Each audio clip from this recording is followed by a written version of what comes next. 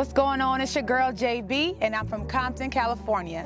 I was born in Bellflower, Kaiser, but I moved around a lot. I had 10 houses in 10 years, so I never really felt at home anywhere. When my little brothers were born, Trey and Jordan, we're 10 years apart.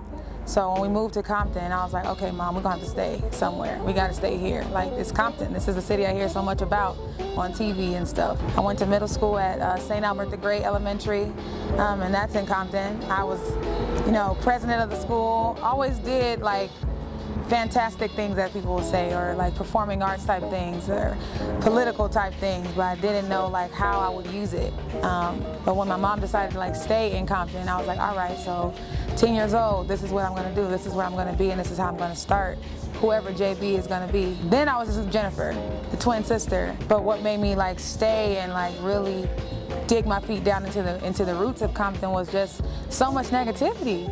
And I was like, I never saw someone get shot. I never saw people take drugs and things like that I would see on TV. Then I live here. I'm in the city, at the heart of it, Rosecrans and Central. I walk to Tams, So that's when I knew I was like, I have to tell people about this story, this Compton that I know from a true perspective and not from a societal perspective. Okay, action. So my testimony is really pretty crazy. February 2013, I found out I was diagnosed with Hodgkin's lymphoma cancer. It's a blood cancer, so it's not something that was easily detectable. People always ask, how'd you find out? What made you go to the doctor? So I had a large lump in my neck, and I knew that wasn't right. You just wake up and all of a sudden it's a big old lump on your neck. So I decided to go to the doctor. I walked in the door, and the first thing the lady said was, "Why are you here?" I said, "Well, I have a lump in my neck." And the first thing she did was look at me, sat on top of the gurney and said, "Oh, so you have cancer." And that was it. It was no test. They never hooked me up to anything. I never got a blood test. I never, she didn't even put the tongue compressor in my mouth yet. The first word she said to me was, "You have cancer." I kind of like fell out a little bit. I was by myself. They told me I have cancer and you're gonna have a biopsy in 2 weeks, which means they're gonna take a little piece of whatever they found and put it in a petri dish and find out what it is. So about 2 weeks, I was on pins and needles, of course. I'm at work that day. I was an assistant manager at a retail store at the time, and they said, "We'll call you after my biopsy." They called me at work, and they said, "You'll be meeting with an oncologist tomorrow." And I said, "Well, what's an oncologist?" And they said, "It's a cancer doctor. You have Hodgkin's lymphoma, and you're stage 3, and we'll see you when you get here." And I just broke down on the floor crying and screaming and had to get somebody to come pick me up because I just couldn't believe that they told me, "JB, you have cancer." My time was on the clock and I thought it would stop. I was constantly staring at the second hand, but I wasn't being a woman of faith, putting my faith in a man. Not knowing only God could give me my second chance. I had my hair in my hands. I couldn't hold any food down in my stomach. And I couldn't stomach what the doctor told me as my weight plummeted. They said I might not make it, so what could you take from it? When the rest of the world was showing me sympathy, the will in me kept me away from it. Now I'm asking everybody but my Heavenly Father for answers, but what do you do when they tell you you have stage 3 cancer? When nothing feels and nothing tastes the same, my remission was just a waiting game. I got on my knees and I screamed his name, "Lord, I thank you, because you kept me when the people I thought was close to me left me. Now I just be grateful because all I had was you when they left me lonely. You could be here today and gone tomorrow, but I'm a walking testimony. This is warfare." It's very hard for the people around you as well. So as I'm kind of telling people, like, I just found out I have cancer, people are like, "What, you?" Like, yeah, it doesn't have a face, My faith wasn't that strong. I believed in the people around me, but not in the person above me. I just remembered to have faith over my fear, and that was kind of the thing I rode with every time. Every doctor's appointment, every time I was losing weight, the person that I thought loved me and I loved and all that good stuff decided, I wasn't what they wanted anymore. That probably was the hardest blow for me. And I know that I wouldn't do that to him. So for somebody to do that to me when it was something I had no control over really broke me down. It still does to this day. So losing my hair everywhere, eyebrows, arms, legs, everything gone. That was probably the second hardest blow. I mean, I had cut my hair before, but it was by choice.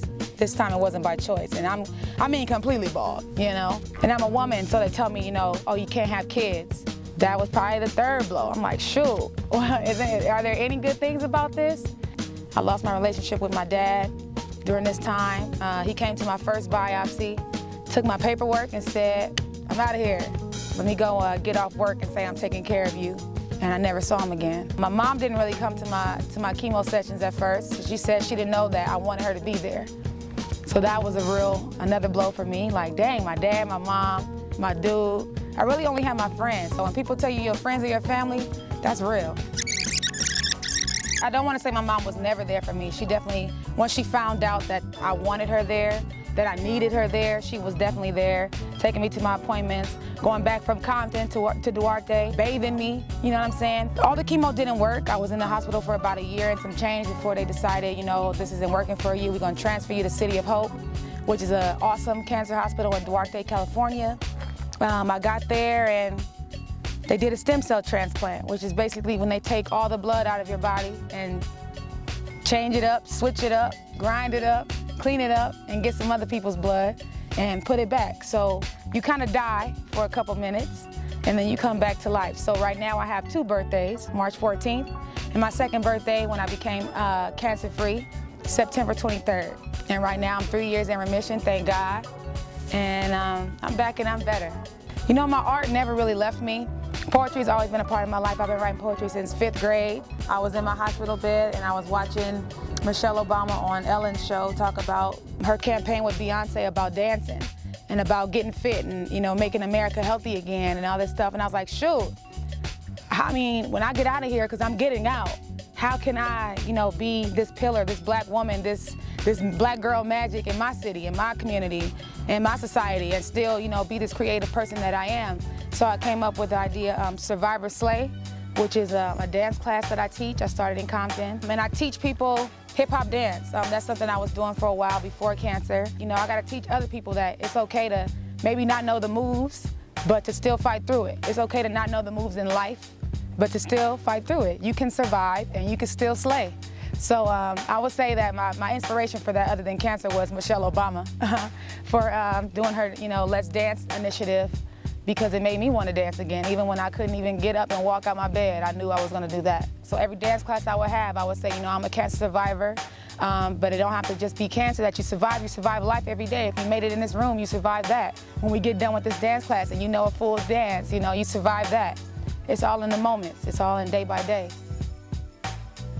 For JB personally, I see myself growing closer to God, knowing that my dark days aren't the darkest if I'm still able to see light the next day. As long as everything I do is some type of way somebody knows God or learns about Him, then I mean, I guess I'm doing my job on earth, because this is not forever.